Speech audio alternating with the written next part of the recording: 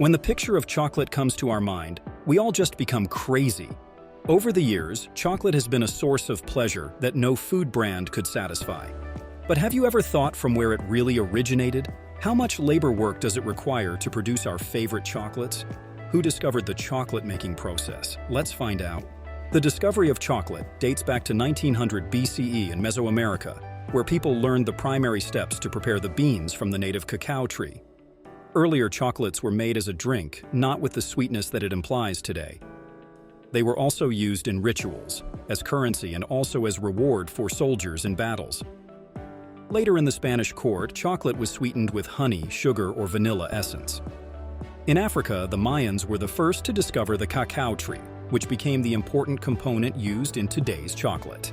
These cacao trees are found 20 degrees north and south of the equator, which have grown tremendously, despite both favorable and unfavorable weather conditions.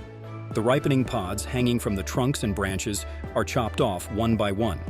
The pods are being opened by the laborers and the seeds are removed. The seeds grow in 5 columns surrounded by a white pulp or pith.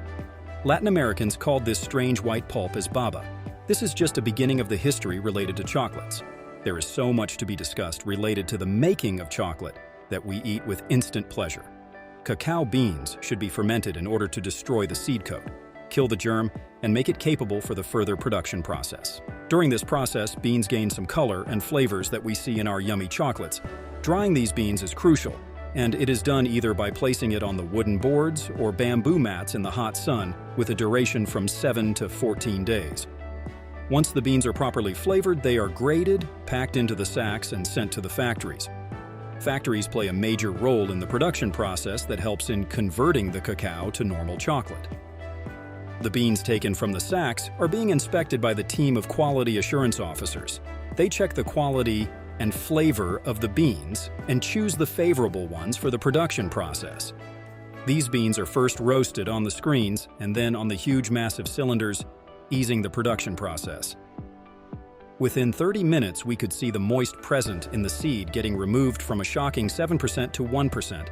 The implementation of machines has really eased the entire production process.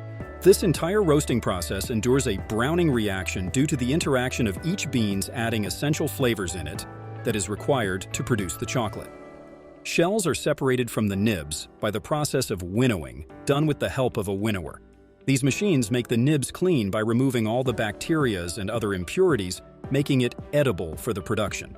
After this process, the nibs are roasted, crushed, and grounded into a paste, which tends to be melted in order to become the chocolate liquor.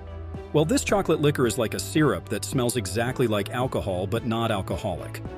The cocoa gains its dark color when the chocolate liquor is treated with the alkaline solution. When this chocolate liquor is placed under high pressure, it yields both cocoa powder and cocoa butter. The cocoa powder, which is known as press cake, is crushed before the further production. Conching is a crucial step, which helps in mixing cocoa butter with the chocolate liquor, producing tender, delicious chocolates. Not just this process adds the sweetness in the chocolate, but also other essentials such as sugar, vanilla, or powdered milk add more flavor to it. This process was actually founded by the great Swiss chocolatier and entrepreneur Daniel Peter. He made milk chocolate by mixing the chocolate liquor with the powdered milk that was invented by Henry Nestle. Tempering deals with the heating and cooling of chocolate, making it more stabilized, easily converting it into fine chocolates. After finding the bars as edible, pure, and flavored, these chocolates in paper or foiled packages make the whole process complete. The availability of chocolates at an affordable rate made it accessible to everybody. But does the phenomena of chocolate as a leisure for only the elite people change within time? What are your views regarding this? Let us know in the comment section. Don't forget to subscribe for more content just like this, and be sure to hit that like button too.